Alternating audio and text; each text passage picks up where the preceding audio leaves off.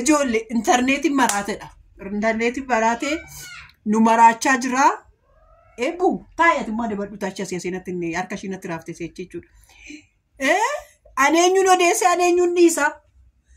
Aneenyuu odeesse dhiisa kaa. Ani intalatti ishii koonkaa sanan odeessa moo? An fayyoon odeessa moo? An miiliyoon peestiin odeessa moo? Aneenyuun odeessa kaa. Natti baay'attan hoyi. Tukkusaati internet tukkusaati. Intala koonkaan nana.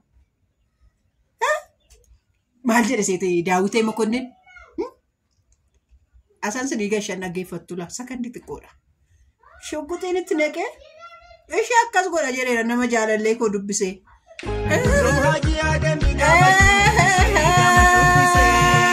Karaa baay'ee bulufte yaa konkitti yaa qorqorroo. Gama shubbisee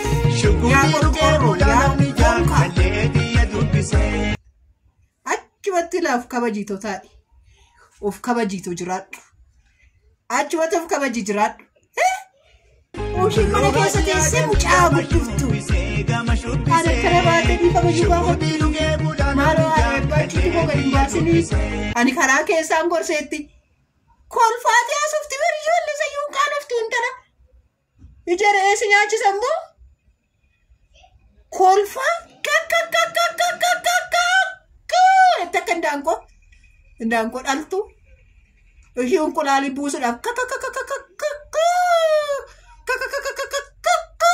jettu san isayyuu immoo jaba baasaa yaa Waaqayyo gooftaa maali kun ofiin hin beekne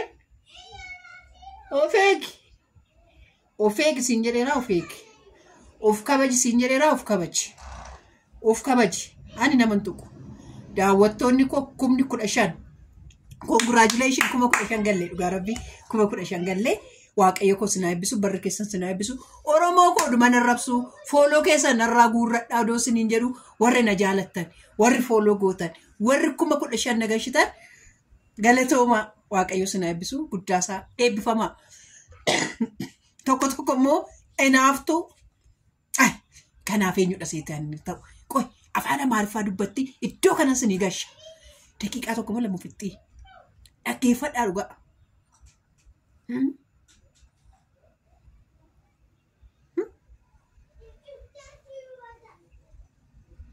Shiidhaaf kana ishii kana ta'an akka ishii kana dubbattu qoricha gosh ishii kana shiitu qoricha asii immoo kun immoo harkanatti asii tokkoyyuu sidhaan naarrabsiisu odaati tole jechuun baatte dha'uu laata isuma biratti ishee arguun jibba jedhe ilaa laaftooppi isaa baatee fiiga laal kun laal gorsa ishiin gorsite laal akkatti inni fiigu laaftooppi isaa fudhatee fiiga hin dhaga'e kaa gorsa ishii hin dhaga'e kaa gorsa ishii naa dhaga'e kaa gorsa ishii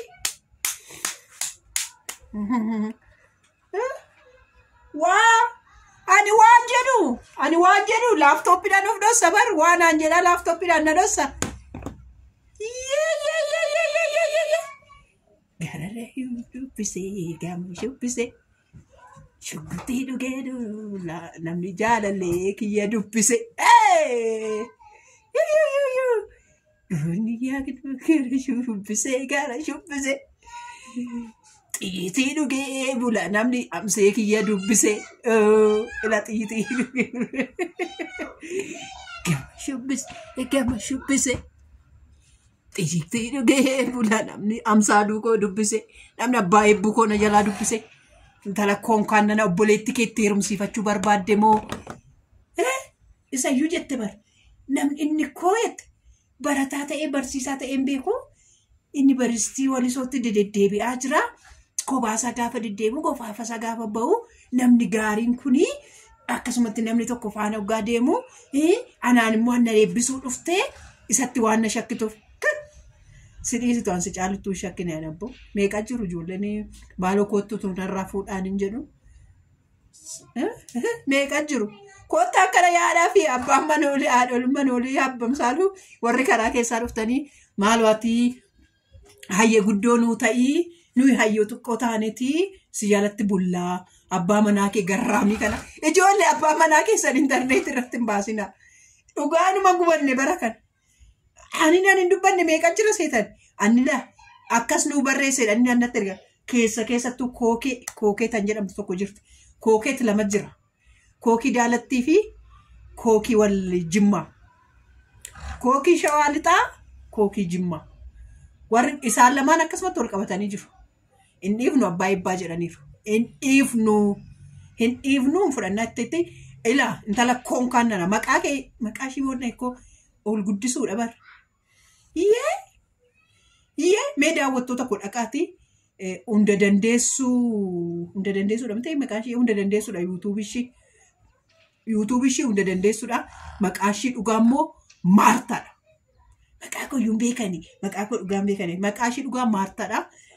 Maqaa yuutuubii ishee immoo hunda dandeessuudha. Arraban danda'a jetteetiin intala walakkaan sirumayyuu maqaa hunda dandeessuu itti ofirratti moggaaftee mee dhaqaatuma dhaggeeffadhaa odoo ammas hin ta'e booksiitti hin dhooftanii. Hafuudha abbaan manaa ishii irratti ishiin ijaartidha dulloomtudha. Ijoollee teessee haa guddiftu jette. Ijoollee ta'anii guddisuun kabajadha. Kabaja keessayyuu isa kabaja. Ulfina keessayyuu isa ulfina qabu. Haadha keessa immoo haadha ishii cimtu ishii kormee Oromoo keessaa ani mucaa akkasiin qabaa koottaa jettee akkana baatee siminfaana waliin falmitee ani haadha cimtuudha haadha kormee dhugaa rabbi. Ofii kiyyaaf maalan of badhaasaa laata? Ofan badhaasa ofii kiyyaafu. Oromoon immoo na jaalatee 15,000 na badhaaseera. 15,000 jechuun fooloo 15,000. Meeqatu na jaalata seete? Si konkaa daalatti mantoo kana wana jibbite. Meeqatu na jaalata seete anaan? Meeqatu na jaalata seete? Dhugaa rabbii meeqatu na jaalata? Hedduu meeqa na jaalata? Akka haadha isaatti na ilaallatu meeqa jira? Dhaqaati laa. Warri na jaalatan hundumtuu viidiyoo san jalatti dhaqaatii dhugaa sirrii shiitti maa.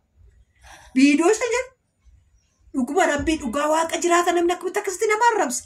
Anoo nan qaanee bakka ishii. Anoo bakka ishii hin qaanee.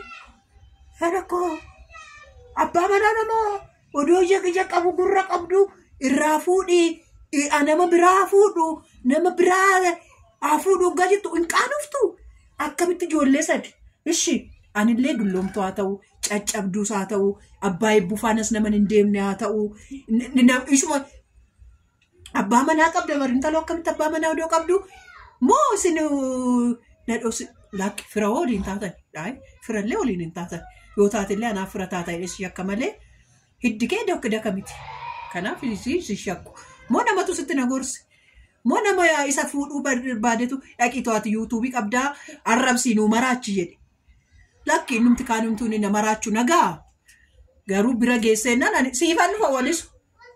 Faliso siin dhufa walisu fagoodha seete. Birrii 500.